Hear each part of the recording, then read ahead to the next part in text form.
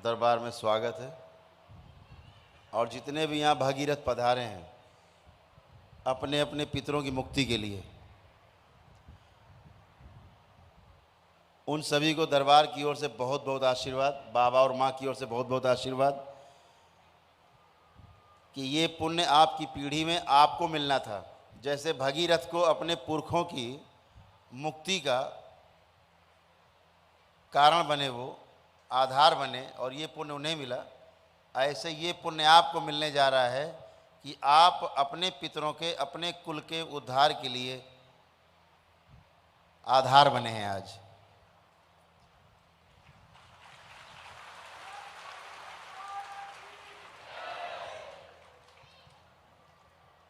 ये बहुत बड़े पुण्य का कार्य है। कोई भी व्यक्ति कहीं बंधक हो, हम देखते हैं तमाम पितृ अपनी मुक्ति के लिए इतना छटपटाते हैं, और जब आप उनकी नहीं सुनते, आप डॉक्टर के इलाज में तो कहीं इधर झाड़ फूंक में, कहीं टोना टुटका में, कहीं जादू टोना में लगे रहते हैं और वो गुस्साया करते हैं, तो फिर आपको दंड देते हैं, क्योंकि उन्हें मुक्ति का रास्ता नहीं मिलता। और करौली सरकार के बारे में जो व्यक्ति एक बार सुन लेता है, ध्यान रखना, दरबार के भक्त सुने ध्यान से, जो भी करौली सरकार के दरबार का नाम एक बार सुन लेता है, जो कभी आया ना हो दरबार में, उसे एक ना एक दिन उसके पितृ दरबार लेके जरूर आएंगे।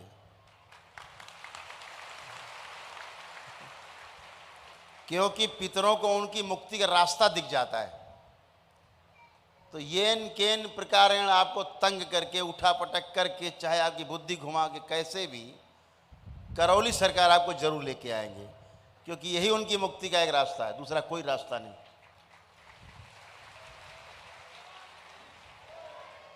पितरों में भी कैटेगरी है। जो पितरों में कैटेगरी है वो क्या है? वो कैटेगरी ये है, अच्छे पितृ और जो पितृ अच्छे नहीं हैं। दो तरह के पितृ। जो अच्छे नहीं, वो पितृ कौन से हैं? वो जानते ही नहीं है कि वो आपके पितृ हैं, बेहोशी में हैं।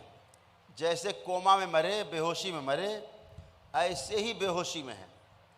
उन्हें पता ही नहीं कि आप उनके वंशज हो, तो उन्हें वही हरकत करनी जो प्रेत करते हैं। रेत प्रेत कोई होता नहीं है, ध्यान से समझ लीजिए आप, कोई प्रेत वरेत नहीं होता। प्रेत एक भाव है, प्रेत एक भाव है। चाहे गृहस्थ मरे और चाहे सन्यासी मरे, मरने के बाद उसको प्रेत भाव में रहना है। वो एक तरह का स्टेशन है। प्रेत भाव एक स्टेशन है अगले जन्म के लिए। बीच का गैप है जो हम अपना इंतजार करते हैं अपनी बारी का जन्म लेने का, वो एक प्रेत भाव है। तो जो लोग इनलाइटेंड नहीं होते, जैसे जो लोग दीक्षा लेते हैं दरबार से दीक्षा लेने वाले लोग प्रयास करके इनलाइटेंड हो जाते हैं, मतलब बुद्ध वाली श्रेणी में आ जाएं, कुंडलिनी जागृत हो जाए, आपको दूसरों को लगे कि बड़ा अलौकिक है ये। तो ये जितना भी है, ये इसलिए आपको मैं बता रहा हूं कि इस प्रक्रिया से आपको गुजरना है। अभी आप जीते जी अपने को मोक्ष पा जाएं, जिसे मोक्ष कहा गया, दुखों के बंधन से मुक्ति।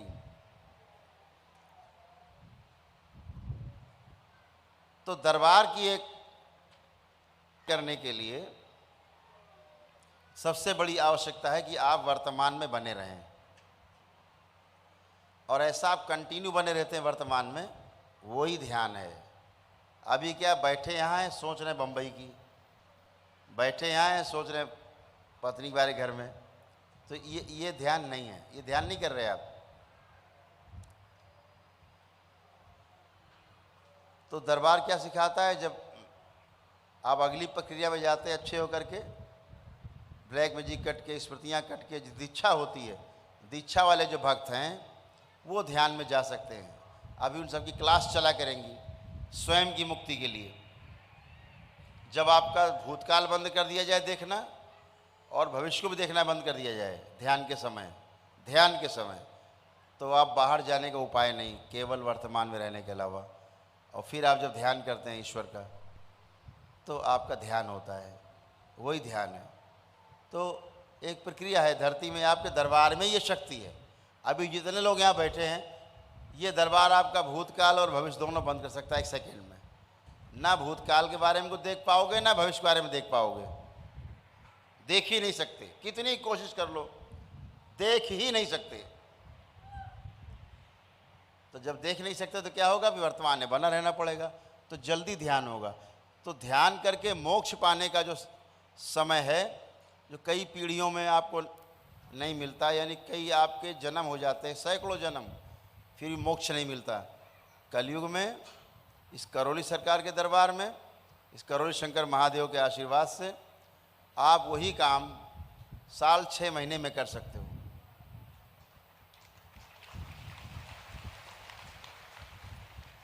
कि आपको सब अच्छा अच्छा और साफ साफ दिखने लगे, जो भी जैसा है वैसा प्रकृति में आपको दिखाई देने लगे, ट्रांसपेरेंट, शीशे की तरह। वो एक प्रक्रिया है। अभी आने वाली गुरु पूर्णिमा को, जो 13 जुलाई को है, गुरु पूर्णिमा है 13 जुलाई की, तो 3 दिन कार्यक्रम रहेंगे, 12, 13 और 14 को कार्यक्रम यहाँ होंगे। और गुरु पूर्णिमा होगी, जो पुराने भक्त दरबार के जो दीक्षा ले चुके हैं वो भी शामिल होंगे, जिन्हें दीक्षा लेनी है वो भी शामिल होंगे। एक विशाल कार्यक्रम होगा।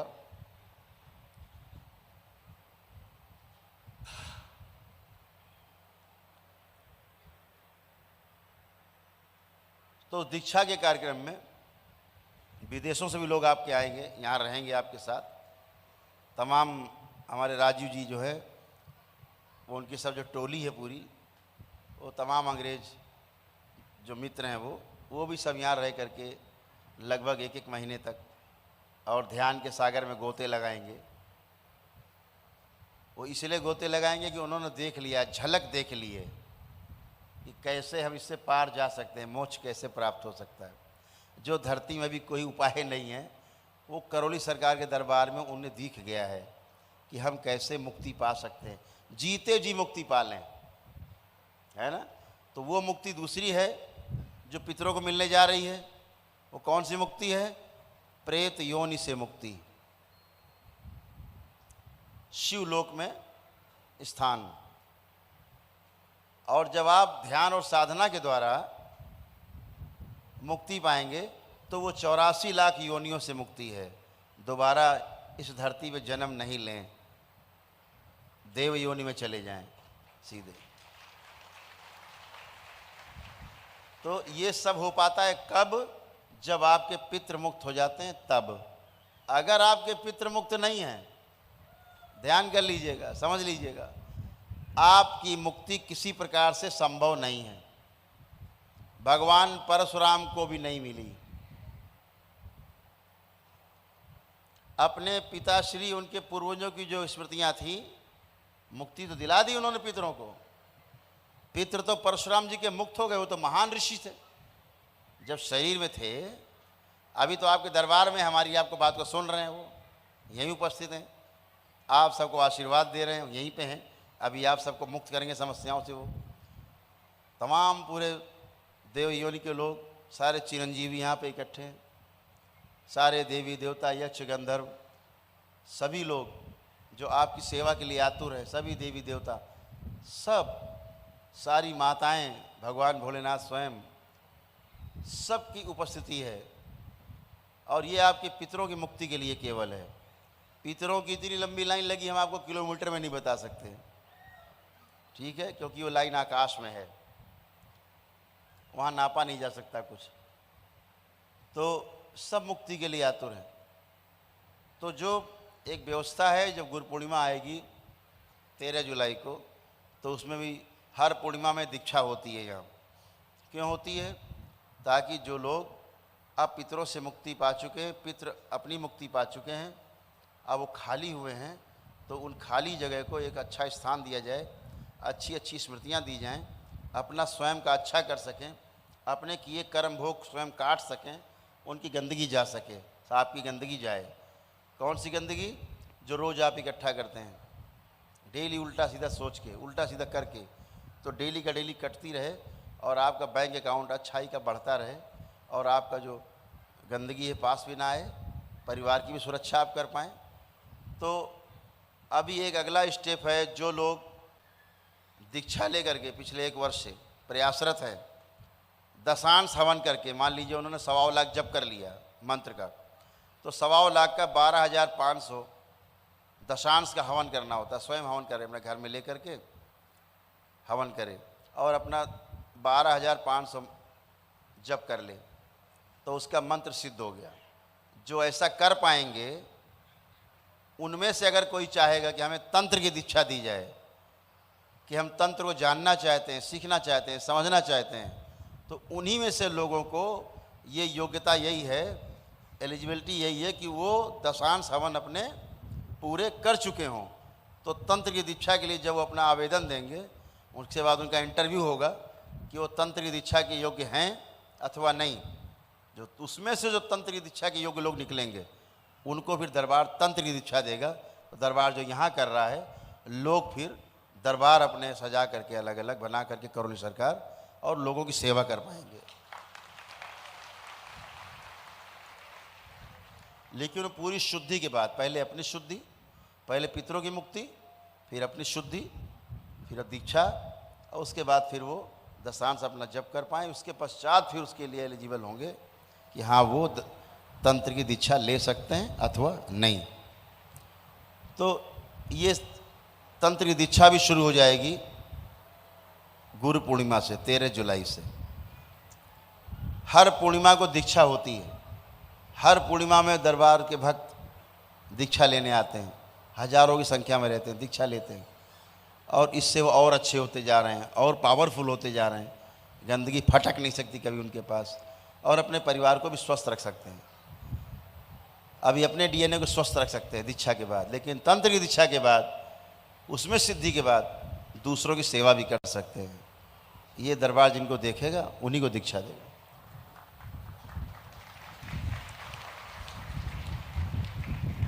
तो जो विद्या दरबार में हैं, उनका फैलाव हो, शक्तियों का फैलाव हो और मानव जाति को राहत मिले।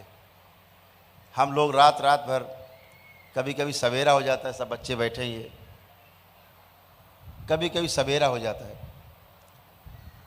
दुनिया भर की गंदगी को साफ करते रहते हैं। तथा कथित बड़े बड़े जो स्थान हैं, मंदिर कहे जाते हैं, लोग जाते हैं, वहाँ कोई देवी देवता नहीं है। आप माने हुए हैं कि देवी देवता हैं, वहाँ जाकर के और आप कष्ट में चले जाते हैं और फंस जाते हैं, और समस्या घटने के स्थान पे बढ़ जाती है। जैसे यहाँ बैठे तमाम लोग, वो लोग हाथ उठाएं जो लोग बालाजी गए हैं, मेहंदीपुर बालाजी, हाथ उठाएं, उठाइए, नहीं संकोच उठाइए हाथ, कोई संकोच नहीं। देखिए सारे हाथ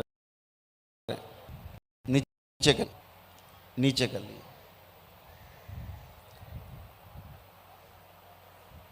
अब ऐसा कोई व्यक्ति हाथ उठाए जो बालाजी गया है, जो वहां जाके उसकी पेशी कट गई हो।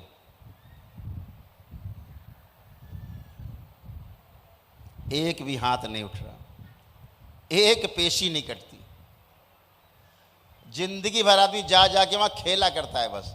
बोले गए, बड़े बड़ा खेले भाई, वहां क्या किया? बोले पत्थर रख लिया अपने ऊपर, बड़े मजे भाई। खेल खाल के, जैसे बच्चे बाहर खेलने जाते हैं, खेल खाल के फिर वापस आ गए और घर में बैठ के फिर गुर्रा रहे हैं, मार डालेंगे, खा जाएंगे। ये खेल जिंदगी भर चलता रहता है। मेला चल रहा, वहां मेला चला जा रहा है, कुछ नहीं मिल रहा है।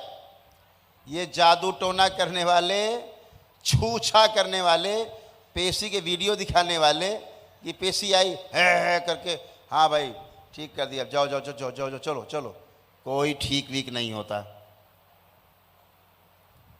पेशियां कटती हैं सामूहिक। दरबार के ब्लैक मैजिक कार्यक्रम में तो करौली सरकार के दरबार में पेशियां कटती हैं, ये धरती में कहीं पेशी नहीं कटती। सब झूठ, सफेद झूठ, एकदम सफेद झूठ। कहीं पेशियां नहीं कटती, यहां कटती हो। कैसे कटती हैं? आप स्वयं ही काटते हो अपना संकल्प करके। आपने संकल्प किया और आपकी पेशी कटी अपने आप। अगर आपका संकल्प गड़बड़ हुआ तो फिर छन्नी लगी हुई है, स्मृति चिकित्सा होती है, वहाँ पे छन्नी हो के कम होती है। वहाँ भी अगर आप संकल्प नहीं कर पाए तो फिर मेरे सामने आना होता है। कुल मिला के आपको शुद्ध होना है, पवित्र होना है, हर तरह से अच्छे होना है। यही दरबार का उद्देश्य है। इस दरबार का उद्देश्य इतना नहीं कि भूत प्रेत आपके हटाए जाएं। यहाँ भूत प्रेत की बात ही नहीं होती। इतने लोग बैठे, किसी से भूत प्रेत की चर्चा हुई आज तक? अगर चर्चा हुई हो तो हाथ उठाएं। अगर हमने किसी से कोई भूत प्रेत की चर्चा की हो, कोई चर्चा की हो भूत प्रेत की, कभी नहीं करते, क्योंकि भूत प्रेत है ही नहीं। भूत प्रेत नाम की कोई वस्तु होती नहीं है। भूत का मतलब उतना ही है कि भूतकाल में जो थे अब नहीं है, इतना ही है। उसमें पितृ भी आ गए, उसमें देवता भी आ गए, उसमें सूर असुर दैत्य दानव सभी आ गए। तो भूत नाम की कोई वस्तु नहीं है। आपका क्रिएशन है, दिमाग का, आपकी ब्रेन की उपज है। दूसरे का पितृ आपके यहाँ आ गया, घुस गया, आप उसे भूत कहते हो। आपका पितृ दूसरे में घुस जाए, उसे वह भूत कहते हैं। ये पितृ ही हैं, पितृ के अलावा कुछ भी नहीं है। मामला केवल इतना है ज्ञान और अज्ञानता का। जैसे शरीर रहते ज्ञान और अज्ञानी थे, शरीर ना होने के बाद भी वही ज्ञान और अज्ञान बना रहता है। तो इसलिए जितना आप लोग पहले आए, अभी देखो मैं आपसे पूछता हूँ, जितने लोग दरबार नहीं आए थे पहले, शुरू में आए नहीं थे, आप लोग दरबार जब नहीं आए थे तब भूत प्रेत से डर लगता था? लगता था भूत प्रेत से डर? हाथ उठाए, हाथ उठा ले निसंग को। डर लगता तो हाथ उठाए भूत प्रेत से। जिनके हाथ नहीं उठाए वो नहीं डरते थे क्या? कितने हाथ उठ रहे हैं? तो भूत प्रेत से डर लगता था। हाथ नीचे करें। अब इतने लोग यहाँ बैठे हुए हैं, अब किसको भूत प्रेत से डर लग रहा है? किसी को नहीं लगता। अब एक हाथ नहीं उठ रहा आपका, तो किसी को डर नहीं लगता। क्यों नहीं लग रहा डर? क्योंकि आप जान गए कि कोई भूत प्रेत की औकात, हैसियत नहीं होती, कुछ नहीं होता। एक थप्पड़ मारो, एक को मारो, 100 मर जाते हैं। ए भूत प्रेत की कोई हैसियत नहीं।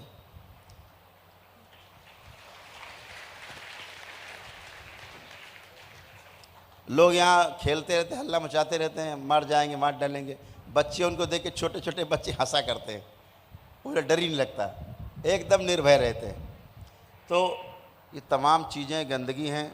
गंदगी सब आपकी जाएंगी। अभी आप 7वां हवन कर चुके, 8वां हवन जब आपका होगा, 9वां होकर के ब्लैक मैजिक कटेगा, सब पेशियाँ कटेंगी, और उसके बाद स्मृति चिकित्सा होगी, तमाम रोग कटेंगे आपके। फिर मेरे समक्ष अगर आप आएंगे, कोई कष्ट बाकी हो तो सारे रोग आपके कटते हैं। चिकित्सा होती है, सर्जरी होती है, आपने देखा होगा वीडियो में, तुरंत का तुरंत सर्जरी होती है ना। तो ये सब दरबार की आपकी शक्तियाँ जो आपके लिए निरंतर शक्तियाँ खुलती थी हर महीने। आज दरबार आपका वहाँ खड़ा है जहाँ रोज़ 10-20 शक्तियाँ खुलती हैं।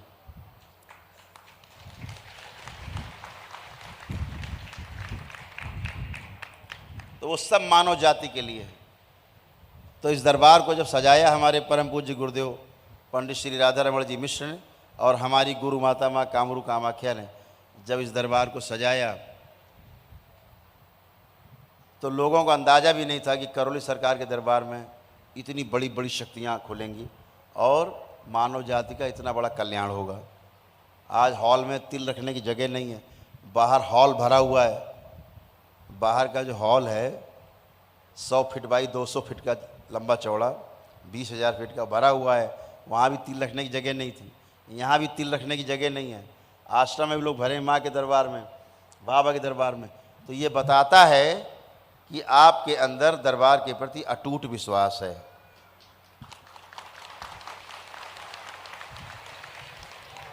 ये जहाँ भीड़ें जाती, मेला लगा के पहुँचे, हल्ला मचाते हुए, जयकारा मारते हुए चले आए, चले गए चले गए। ये क्या हुआ? ये मज़े लेने चले गए। वो भी मज़े ले रहे हैं, अंदर वाले भी, आप भी मज़े ले रहे हैं, और मज़े लेते लेते पता लगे ख़त्म हो गए, मर गए मज़ा ले लेके। तो यहाँ दरबार में नहीं, इस दरबार में कितना है, नियम पालन किया आपने। जहाँ नियम जो पालन करेगा एक व्यक्ति, चाहे 1 लाख व्यक्ति पालन करे, फ़ायदा उसको वही होगा जो नियम में है। नियम पालन नहीं करते आप स्वस्थ नहीं होते, इसलिए नियम का पालन आवश्यक है। पागल भी यहाँ ठीक होते, आप देखते हो कैसे कैसे पागल ठीक होते। उनको भी कल्पना नहीं होती परिवार के लोगों की कि पागल ठीक होते। पागल ठीक होते क्यों? पितृ गए, पागल लोग गए, जो पहले पागल थे निकल गए। ब्रेन में सूजन रहती है, दरबार का लेपन करते हैं, ठीक होने के बाद सूजन चली जाती है, ख़त्म पागलपन, ख़त्म समस्या, और अच्छा जीवन आप व्यतीत करते हैं। तो आज पितृ मुक्ति का दिवस है, बहुत शुभ अवसर है ये। सभी पितृ इंतजार में हैं, बहुत बेसब्र हैं कि जल्दी से मुक्ति के द्वार खुले और वो मुक्ति पाएँ। तो सभी लोग एक बार आंखें बंद करेंगे।